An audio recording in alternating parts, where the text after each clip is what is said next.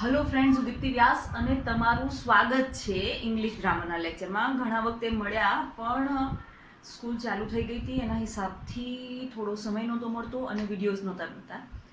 ફરીથી આપણે પ્રોસેસ ચાલુ કરીએ છીએ. લાસ્ટ આપણે શીખ્યા હતા વિદ્યાર્થી મિત્રો સિમ્પલ પ્રેઝ ટેન્સીસ શીખી ગયા હતા. કન્ટિન્યુઅસ ટેન્સીસમાં કન્ટિન્યુઅસ પાસ્ટ ટેન્સ શીખ્યા હતા.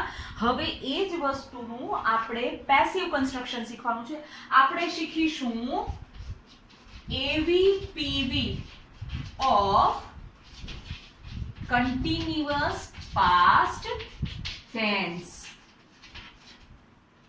ચાલુ ભૂતકાળનું AV PV active voice, passive voice. આમાં જે વસ્તુ યાદ રાખવાની છે વિદ્યાર્થી મિત્રો, એ વસ્તુ એ છે કે કોઈ પણ એક્ટિવ સેન્ટેન્સનું કન્સ્ટ્રક્શન કેવી રીતે હોય તો સબ્જેક્ટ, વર્બ, ઓબ્જેક્ટ અને અધર વર્ડ હોય. આ એક્ટિવ કન્સ્ટ્રક્શન થયું. વર્બ ટેન્સના હિસાબથી બદલાય, કાળના હિસાબથી બદલાય. વર્તમાન કાળ હોય તો V1 આવે, ચાલુ વર્તમાન કાળ હોય તો એમિઝાર પ્લસ VING આવે. એવી જ રીતે ભૂતકાળ હોય તો V2 આવે અને ચાલુ ભૂતકાળ હોય ને તો વોઝ વર પ્લસ VING આવે. મતલબ કે subject, was were plus VING, object અને અધર વર્ડ. તો એનાથી આપણે ચાલુ કરીએ વિદ્યાર્થી મિત્રો. તો અફર્મેટિવ સેન્ટેન્સ એટલે હકાર વાક્ય. અફર્મેટિવ સેન્ટેન્સ એટલે હકાર વાક્ય. તો વિદ્યાર્થી મિત્રો, હકાર વાક્ય છે એ હકાર વાક્ય ચાલુ ભૂતકાળમાં કન્ટિન્યુઅસ પાસ્ટ ટેન્સમાં હકાર વાક્યની વાક્ય રચના કેવી રીતે થાય? તો એક્ટિવ વાક્ય રચના આવી રીતે થશે: સબ્જેક્ટ પ્લસ વોઝ અથવા were plus VING plus object plus other word. આ હકાર વાક્ય રચના થઈ વિદ્યાર્થી મિત્રો. એનું તમારે પેસિવ કન્સ્ટ્રક્શન કરવું છે. તો એક વસ્તુ યાદ રાખજો, પેસિવ કન્સ્ટ્રક્શન કરવાના મતલબ કે એક્ટિવનું પેસિવ કરીએ છીએ ત્યારે અમુક 6 કે 7 સ્ટેપ્સને ફોલો કરવા પડે છે. પહેલું, સબ્જેક્ટ હોય એની જગ્યાએ ઓબ્જેક્ટ લખવાનો પહેલો નિયમ. તો આ સબ્જેક્ટ છે એની જગ્યાએ આપણે ઓબ્જેક્ટ લખશું, એટલે મેં અહીંયા આગળ ઓબ્જેક્ટ મૂકી દીધું. પ્લસ બીજો નિયમ, ઓબ્જેક્ટનો કાળ જુઓ, વાક્યનો કાળ જુઓ અને ઓબ્જેક્ટનું વચન જુઓ. એના હિસાબથી તમારે એમિઝાર કે વોઝ વર મૂકવાનું છે. હવે આપણો ચાલુ ભૂતકાળ છે તો વોઝ અને વર તો આપણને આપી દીધું હશે, તો આપણે એમાંથી બચી ગયા. હવે શું ડિસાઈડ કરવાનું? હવે ડિસાઈડ કરવાનું છે, જો ઓબ્જેક્ટ તમારું એક વચન છે તો ઓબ્જેક્ટની સાથે વોઝ મૂકો, અને જો ઓબ્જેક્ટ તમારું બહુવચન છે તો ઓબ્જેક્ટની સાથે તમે વર મૂકી દો. આટલું થઈ ગયા પછી ત્રીજો નિયમ, તમને જે VING કરીને જે કોઈ તમને ક્રિયાપદ આપ્યું છે એ ક્રિયાપદને તોડો. કેવી રીતે? તો વર્બ અલગ કરી દો અને ING અલગ કરી દો. ING આગળ B લગાવીને પહેલા being મૂકી દો અને પછી એ being પછી આપણો જે વર્બ બચ્યો છે ને એ વર્બને તમે V3 કરીને અહીંયા મૂકી દો. યાદ રાખજો, કોઈ પણ ટેન્સમાં તમે પેસિવ કરો છો તો તમને ક્રિયાપદ વર્તમાન કાળનું આપ્યું છે, ભૂતકાળનું આપ્યું છે, ભવિષ્યકાળનું આપ્યું છે કે ING વાળું આપ્યું છે. તમારે એને V3 એટલે કે પાસ્ટ પાર્ટિસિપલ એટલે કે ભૂત કૃદંતમાં ફેરવવાનું છે. આટલું થઈ ગયા પછી આપણી પાસે આ સબ્જેક્ટ રહ્યો છે, એનો ઓબ્જેક્ટિવ કેસ બાય OC કરીને મૂકવાનું અને અધર વર્ડ જેમનો તેમ આપ્યો છે એ અધર વર્ડ મૂકી દેવાનો. મતલબ કે સબ્જેક્ટની જગ્યાએ ઓબ્જેક્ટ, ઓબ્જેક્ટને જોઈને વોઝ વર, VING ને તોડીને being પ્લસ V3 બનાવો. એ થઈ ગયા પછી સબ્જેક્ટની બાય OC અને અધર વર્ડ. હવે એનું આપણે વાક્ય લખીએ તો વાક્ય આવી રીતે થશે. એક્ટિવ વોઇસમાં વાક્ય લખું તો ભાઈ I was eating an apple full stop. તો એનું પેસિવ થશે, આપણો an apple છે એ ઓબ્જેક્ટ છે તો an apple એક વચન છે એટલે was. આ ઈટિંગ ને હું તોડી નાખીશ.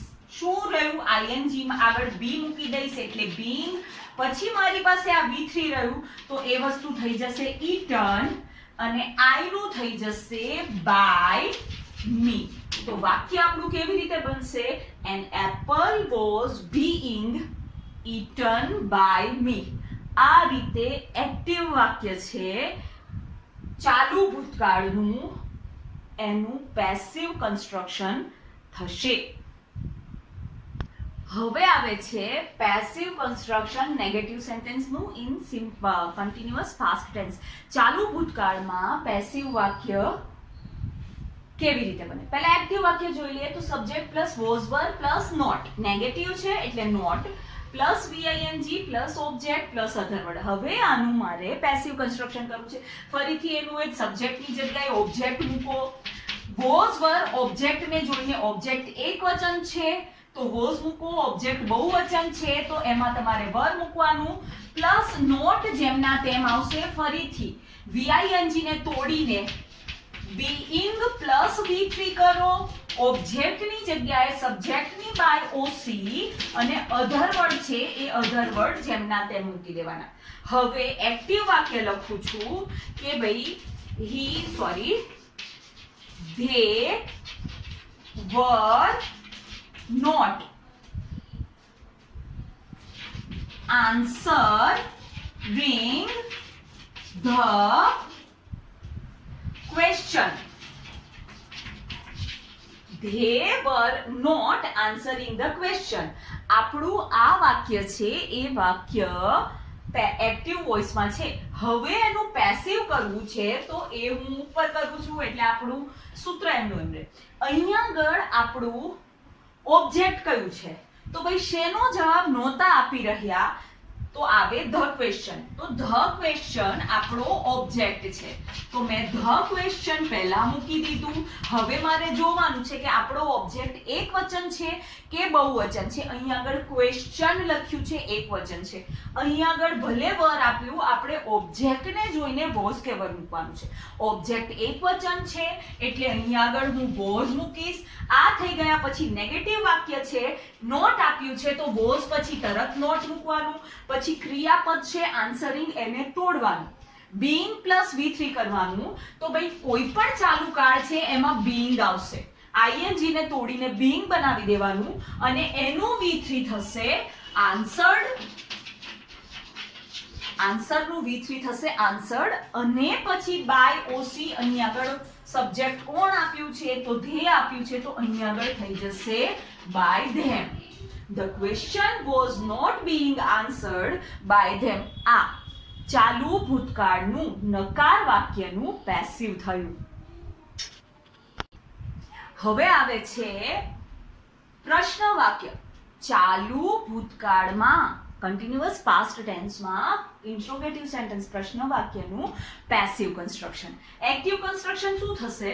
તો સબ્જેક્ટના હિસાબથી વોઝ કે વર પહેલા આવશે, પછી સબ્જેક્ટ, પછી વીઆઈએનજી, પછી ઓબ્જેક્ટ અને પછી અધર વર્ડ. એનું આપણે પેસિવ કરવાનું છે તો એ આ રીતે થશે. હું વોઝ વર મૂકીશ પણ અહીંયા કોના હિસાબથી આવશે તો અહીંયા આગળ ઓબ્જેક્ટના હિસાબથી આવશે.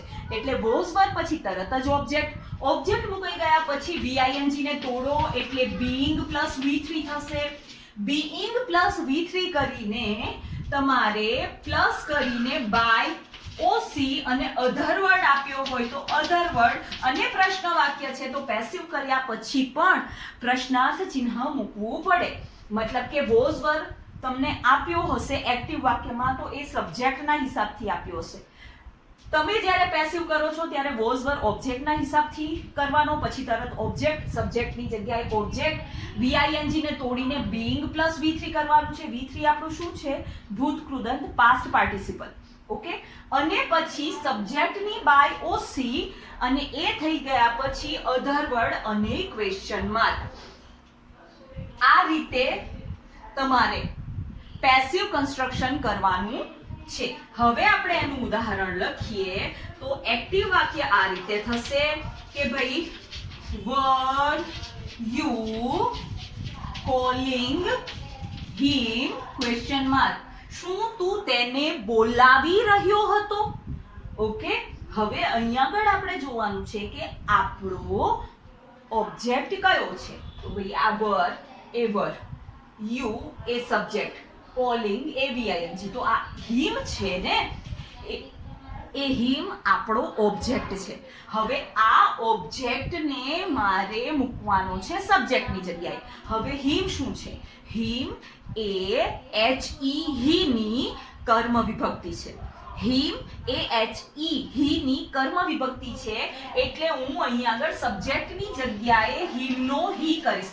યાદ રાખજો, કર્મ વિભક્તિને જ્યારે તમે સબ્જેક્ટની જગ્યાએ મૂકો છો, કર્તાની જગ્યાએ મૂકો છો, ત્યારે એને કર્તા વિભક્તિમાં ફેરવવાનું. હિમ કર્મ વિભક્તિ છે, હી કર્તા વિભક્તિ છે. હવે જોવાનું કે હી સાથે વોઝ કે વરમાંથી શું આવે. તો હી સાથે, હી એક વચન છે તો એની સાથે વોઝ આવશે. તો અહીંયા આગળ હું પેસિવ કન્સ્ટ્રક્શનની અંદર મેં વોઝ મૂક્યું, વોઝ હી. પછી આપણી પાસે શું રહ્યું? કોલિંગ. તો કોલિંગને તોડો, બીઈંગ મૂકી દીધું. બીઈંગ મૂકી દીધા પછી તરત જ આવશે કોલનું V3. તો એ થઈ જશે કોલ્ડ. અને આપણી પાસે સબ્જેક્ટ રહ્યો યુ, તો એ વસ્તુ આવશે by you question mark. મતલબ આપણું PV કેવી રીતે થયું? Was he being called by you? શું તારા દ્વારા તેને બોલાવાયો હતો? આ પેસિવ કન્સ્ટ્રક્શન થઈ ગયું ઇન્ટ્રોગેટિવ સેન્ટેન્સનું. હવે આવે છે વિદ્યાર્થી મિત્રો ઇન્ટ્રોનેગેટિવ પ્રશ્ન નકાર વાક્યનું એક્ટિવ પેસિવ. પ્રશ્ન નકાર વાક્યમાં was were plus subject, active વાક્ય was were plus subject plus not plus VING plus object plus other word હશે. એ જ વસ્તુનું PV કરવું છે તો ભાઈ હું was were મૂકીશ, પણ કોના હિસાબથી? સબ્જેક્ટની જગ્યાએ ઓબ્જેક્ટ મૂકીને ઓબ્જેક્ટના હિસાબથી. ઓબ્જેક્ટ એક વચન હશે તો હું was મૂકીશ, ઓબ્જેક્ટ બહુવચન હશે તો હું were મૂકીશ. આટલું થઈ ગયા પછી નોટ આપ્યું છે તો નોટ જેમનું તેમ એની જ જગ્યાએ નીચે ઉતારી લેવાનું. VING ને તોડો, એનું કરો being પ્લસ V3. અને આટલું થઈ ગયા પછી સબ્જેક્ટની બાય ઓસી કરો અને અધર વર્ડ અને ક્વેશ્ચન માર્ક. આ રીતે પ્રશ્ન નકાર વાક્યનું ચાલુ ભૂતકાળમાં પેસિવ કન્સ્ટ્રક્શન થશે. હવે એનું ઉદાહરણ લઈએ. એક્ટિવ વાક્ય તો ભાઈ were we not playing cricket? were we not playing cricket? આપણે ક્રિકેટ નહોતા રમી રહ્યા. હવે એનું પેસિવ કન્સ્ટ્રક્શન મારે કરવું છે તો હું અહીંયા આગળ PV લખીશ. પછી મારે જોવાનું છે કે આમાં ઓબ્જેક્ટ કયો છે. આમાં ઓબ્જેક્ટ છે ક્રિકેટ. ક્રિકેટ એક વચન છે તો મારે અહીંયા આગળ લખવું પડશે was. પછી હું લખીશ ક્રિકેટ, કારણ કે આપણો સબ્જેક્ટ V છે. V ની જગ્યાએ સબ્જેક્ટની જગ્યાએ ઓબ્જેક્ટ મૂકવાનો છે એટલે ક્રિકેટ આવશે.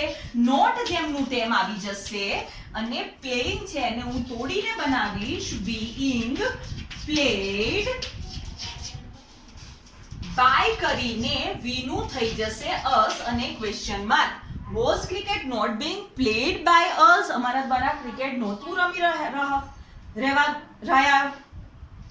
નહોતું રમાતું. ઓકે, નહોતું રમાતું ક્વેશ્ચન માર્ક.